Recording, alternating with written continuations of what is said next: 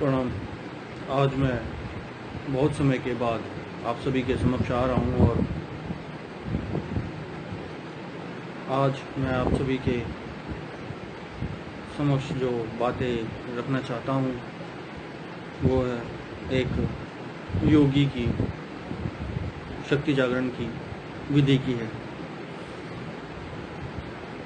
कई लोग मेरे से पूछते हैं कि आप ध्यान की कौन सी विधि अपनाते हैं या आप किस विधि से ध्यान करते हैं, तो मैं ज़्यादा समय ना वेस्ट करते हुए आप सभी के समक्ष वह विधि बताऊंगा जो आपको ध्यान में त्रिनेत्र जागरण में और जो मुख्य नाड़ी है सहस्त्रहार में उसको जागृत करने की विधि। अनेक और रास्ते हैं जो अपना ध्यान खुद कर सकते हैं, जो विधि को जानते हैं। यह ध्यान थोड़ा हठ योगिक क्रिया से है, क्योंकि हठ योगिक क्रिया कुछ मायने में आपकी सूक्ष्म शक्तियों को जागृत करती है। यहाँ पर मैं भस्त्रिका करता हूँ। जब कभी कभार ऐसा होता है कि 3 दिन हो जाते हैं, 4 दिन हो जाते हैं, 5 दिन हो जाते हैं, 6 दिन हो जाते हैं, आपका शरीर, आपकी जो शक्ति है वो ऑटोमेटिकली ही आपको इंडिकेशन देना चालू कर देगी कि आपका शरीर अस्वस्थ हो रहा है या आप ध्यान में कम हो रहे हैं या आपकी शक्ति लीन हो रही है।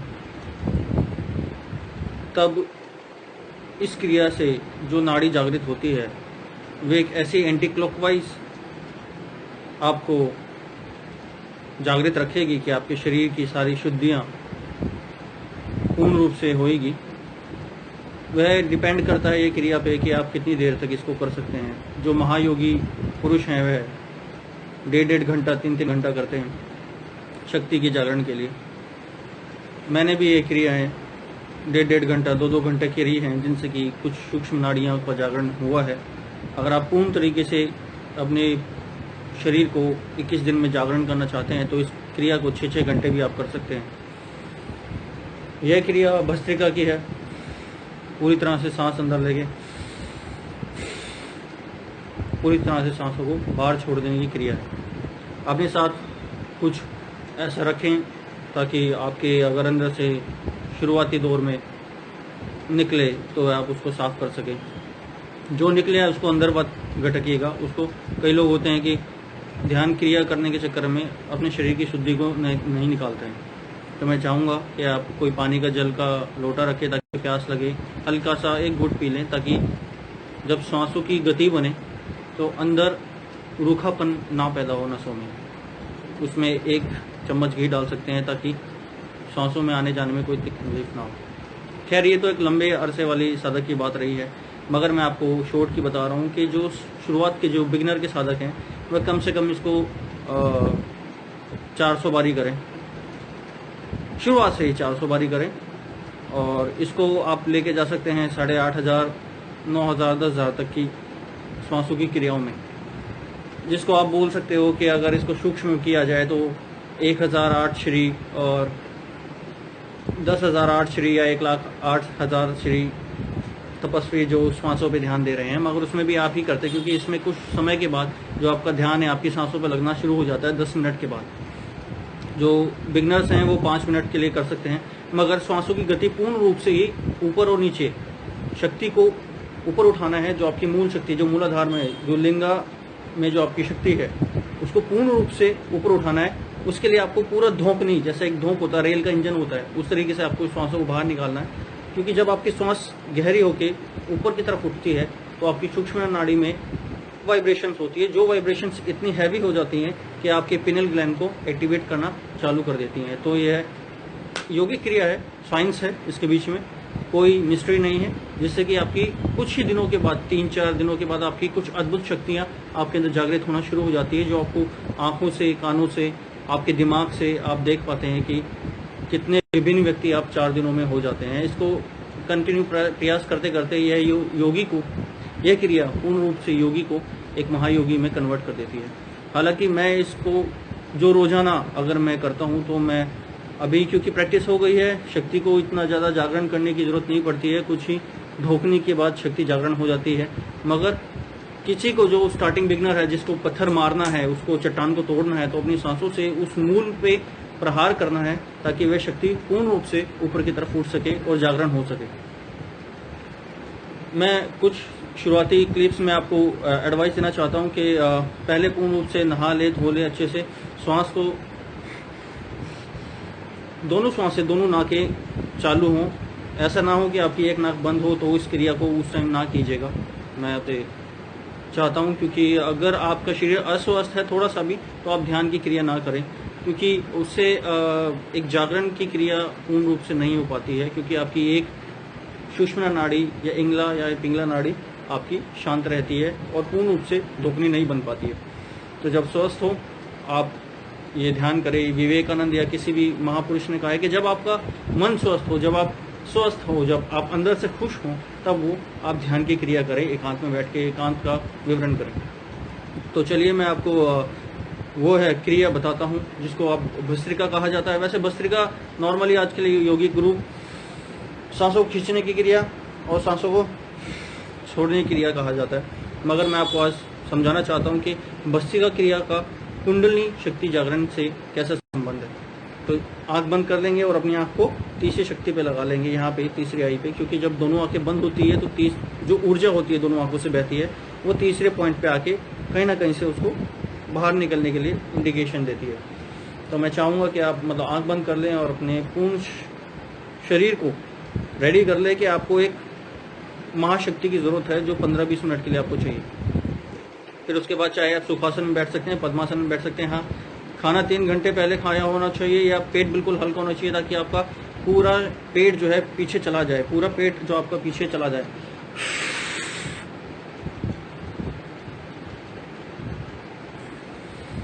तो पूर्ण रूप से पेट जो है पीछे चला जाना चाहिए, वरना दिक्कत होगी। हाँ, तो मैं चाहूँगा कि आप पूर्ण रूप से देखें कि शरीर के किस हिस्से में आपको हवा ज़्यादा भरनी है। ये आपकी छाती का एरिया है, इसमें आपको सबसे ज़्यादा हवा भरनी है, और या करके नाक से निकाल देना है। मगर हवा दोनों निकलेगी, मगर भरी छाती में जाएगी। सबसे महत्वपूर्ण बात ये होती है, आपके हाथ किस डायरेक्शन में होने चाहिए। आपके जो हाथ हैं, या तो वह सीधे इस डायरेक्शन में होने चाहिए, क्योंकि आपने एक देखा होगा या आप महसूस किया होगा, जो जागरण की क्रिया को जानते हैं, अगर आप इस तरीके से सांस लेते हैं तो ये सांस पेट तक जाती है, मगर जब आप हाथ ऐसे करके सांस लेते हैं तो आप महसूस करेंगे कि सिर्फ छाती में ही हवा जाती है। ये क्यों है, ये मिस्ट्री है, हम आपको बाद में कभी समझाएंगे, मगर ठीक है, अभी हम रेडी होते हैं। कम से कम 500, 1000, 1500 इस तरीके से आप शक्ति का जाप करेंगे। जाप का मतलब है आप शक्ति का। अच्छा, योग में जाप को आपकी क्रिया बोला जाता है, ना कि मानसिक जाप को। जाप मतलब आपका अंतरूनिक जाप, आपका अंदर से ध्यान से जो जाप होता है।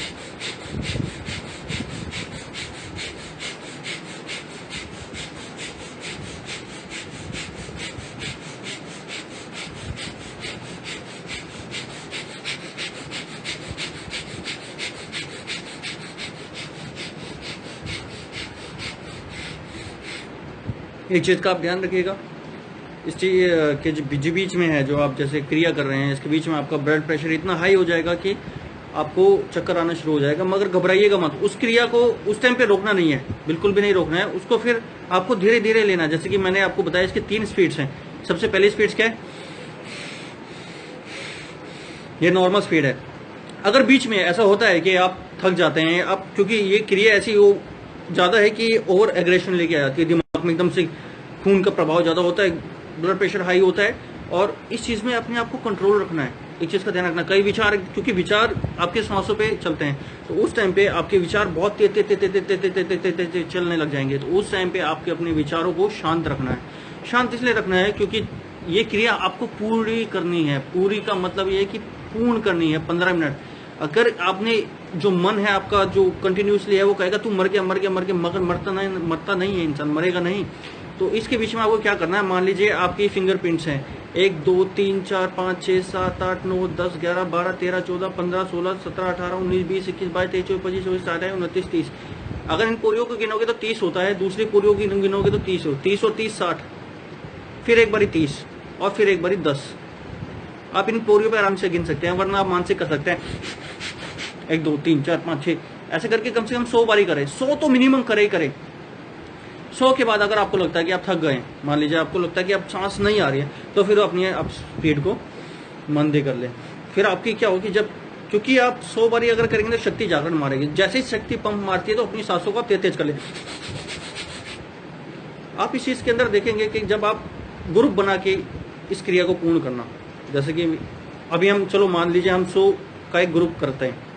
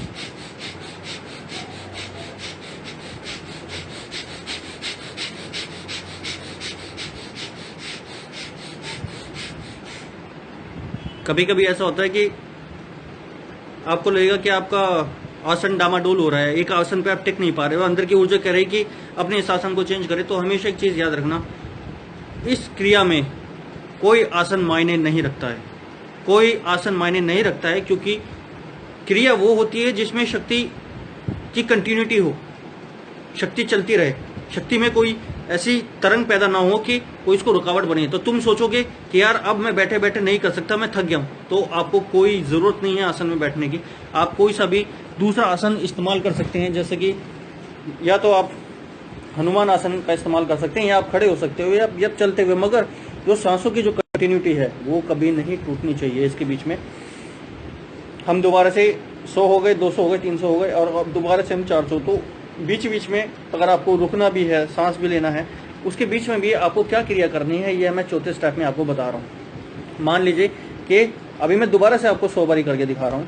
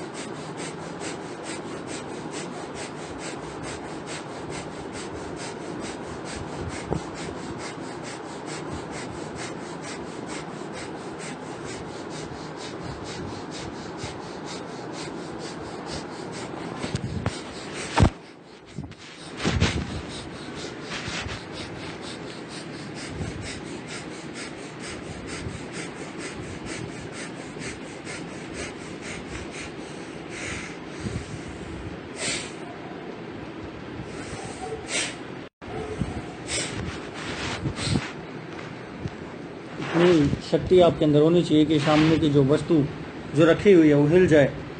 इतनी सांसों का आपका प्रहार होना चाहिए कि सामने। इसके अंदर एक क्रिया बताई जाती है। क्रिया ये है कि मान लीजिए आपको लगता है कि आप सही कर रहे हैं या नहीं कर रहे हैं, तो आप अपने सामने एक रुई का टुकड़ा ठीक अपनी आंखों के सामने नीचे घुटने के बराबर, घुटने से कम इतना आगे रख लीजिए और सांस को पूर्ण रखे रूप से भरेंगे।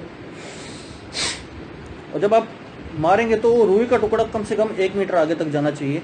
इससे आपके सांसों की तेजी और प्रहार देखा जाता है कि आप कितनी तेजी से प्रहार अपने इम्यून सिस्टम पे, अपने मस्तिष्क पे कर रहे हैं, ताकि यहाँ पे, ठीक यहाँ पे आपके सर के ऊपर एक स्पंदन हो। कई लोग बोलते हैं कि हमारे को यहाँ पे सुइयाँ चुभने जैसे लगता है। ठीक वही एक्सपीरियंस है जब सहस्त्रार जागरण की सबसे पहली नस खुलती है। खैर बहरहाल मैं ये बताने वाला था कि जब आप तीसरा सो या 400 के बाद अब जब कंप्लीट कर ले, जैसे हमने अभी 400 करे, 400 के बाद कंप्लीट करने के बाद जैसे ही आप श्वास को छोड़ते हैं तो रुकिएगा नहीं। श्वास को क्या करना है,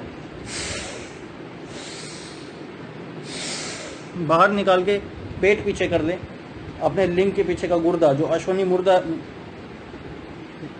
है वह पूर्ण रूप से उठा लें, पेट को पीछे रखें और उड्डयन बंद अपनी ठोड़ी को छाती पे लगाएं।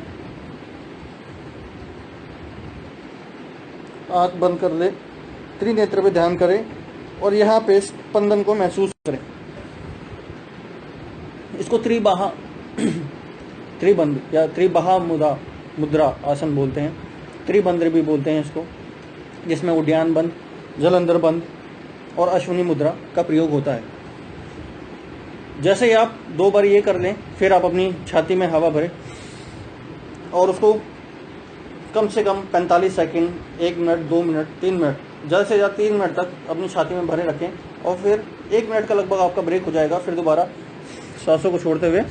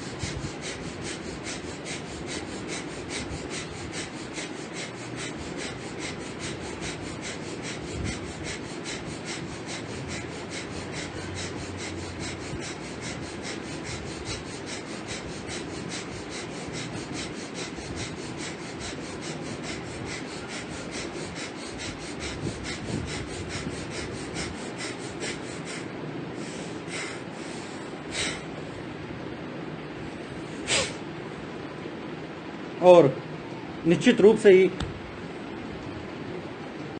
जो शुरुआती साधक है इसी क्षण लुढ़क जाते हैं। ये पहला राउंड क्लियर हुआ। एक महायोगी 20 राउंड तक करता है। ये आपका 1 राउंड हुआ, 500 का 1 राउंड, 500 का 1 राउंड, लगभग आपको 10 मिनट लगे होंगे। महायोगी जो तीव्र भस्त्रिका है,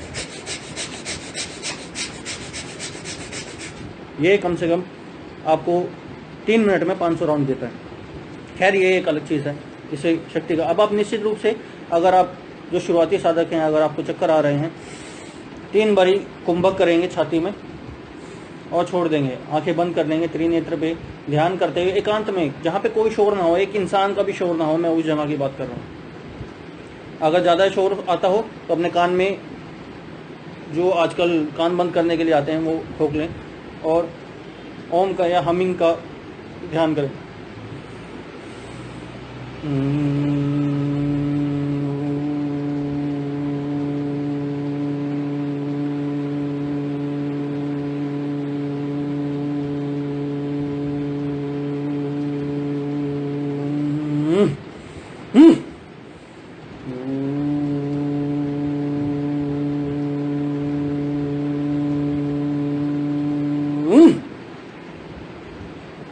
बीच बीच में क्या होता है कि कुछ मस्तिष्क में ऐसे विचार आ जाते हैं, ग्रंथि, जो आपके पारिवारिक जीवन से, आपके सामाजिक जीवन से या किसी भी जीवन से, और वो आगे अटक गए, आप हमिंग कर रहे हैं उनकी और वो विचार आगे अटक गया, उस टाइम पे अपनी जो आपने शक्ति जागरण करी है वो काम आएगी। काम कैसे आएगी? जैसे ही आप ध्यान करते हैं उस टाइम पे शक्ति जगी हुई है, आप हल्का सा नीचे से अपने मूल से शब्द उठाएंगे। ये क्या करता है? सूक्ष्मता से पूरी जो आपकी बाइनोमिकल कॉर्ड है, जो आपकी पूरी रीढ़ की हड्डी है, फिर एक मसल जो जाती है, जो यहाँ पे अभी जो स्पंदन हो रहा है, यहाँ पे आप आक्रमण मारेंगे का, क्योंकि सहस्त्रहार आपके सभी जो चक्र हैं, चाहे पेट है, मुंह है, नाक, आंख, जो भी है, जो आपके चक्र हैं, ये सभी जागरण हो जाएंगे कपालभाति क्रिया से। परंतु ध्यान का कमल खिलता है सहस्त्रहार से, जागरण ही सहस्त्रहार से शुरू होता है। तो जो सहस्त्रहार की जो क्रिया है, जो जागरण की जो यहाँ पे जो क्रिया हो रही है, उसको आप भीतर जा गए। अभी सबसे पहला काम तो आपने क्या किया? आंख बंद करके आप भीतर गए हैं, त्रिनेत्र पे जागरण किया, एक जगह पे कंसंट्रेट किया। जब आपने उस चीज को कंसंट्रेट कर दिया तो आप अपनी ऊर्जा से एक दूसरी शक्ति इस्तेमाल कर रहे हैं। देखिए, एक तो आप अंदर जाने की क्रिया, आपने ध्यान की क्रिया, अपने अंदर जाने की क्रिया, एक शक्ति का इस्तेमाल किया कि आप अंदर गए। फिर अपनी ही शरीर की दूसरी ऊर्जा को जो आपने जगाई है उसको यूज करेंगे किस शब्द से? तो आप देखेंगे कि जो अननेसेसरी विचार आपके इस हमिंग में आ रहे हैं, उनकी जो हमिंग के बीच में जो विचार आ रहे हैं, जिसके वजह से आप कहीं पे रुक जाते हैं, सोचने लग जाते हैं, विचार करने जाते हैं, वो विचार हट जाएगा और निश्चित ही ध्यान की एकाग्रता बनेगी। आप ध्यान में जाना सीखेंगे और ध्यान के अंदर जो इस क्रिया को 7 दिन लगातार कर लेता है, निश्चित ही मैं शर्त मार के कह सकता हूं कि उसके जीवन में 7वें दिन 40% एक चेंज आ जाता है। मैं आप सभी से निवेदन करता हूं कि मैं तो ये तरीका करता हूं, अगर आपको ये तरीका पसंद आए, आप इस्तेमाल करके देखिए, आजमा के देखिए, अपनी 7 दिन इस क्रिया को करके देखिए। निश्चित ही आप जीवन में बहुत ही उच्चतम शिखर पे जा पाएंगे। अपने बुद्धि से एक शांति प्रदान करेंगे विश्व में, क्योंकि जब व्यक्ति स्वयं शांत होता है तो वह शांत करने की क्रिया भी जानता है और दूसरों को भी शांत कर सकता है। इसलिए ही जीवन में चाहे कितने ही ज्ञानी रहे हों, मगर जो अपने जीवन में ध्यान को, शांति को लेकर आया है, जिसने शांति को पहचाना है, वह ही जीवन में या संसार में अपने जीवन की शांति को दे पाया है। वह महसूस करा पाया है कि शांति भी कुछ चीज़ होती है जो प्राप्त करी जा सकती है योग से। तो यह एक योग का दर्शन था जो मैंने आपके सामने आज दिया है। प्रणाम मैं आपको करता हूँ। मैं चाहता हूँ कि आप ये योग की क्रिया करें और देखें कि आप अपने कितने उच्चतम विचारों को प्राप्त कर सकते हैं, जो आपका शुभ दिमाग पड़ा हुआ है, जिनमें एक विचार और ज्ञान की क्रिया जगाई जा सकती है, वह इस क्रिया से कर सकते हैं। मैं आज के लिए आपसे प्रणाम कहता हूँ। नमन।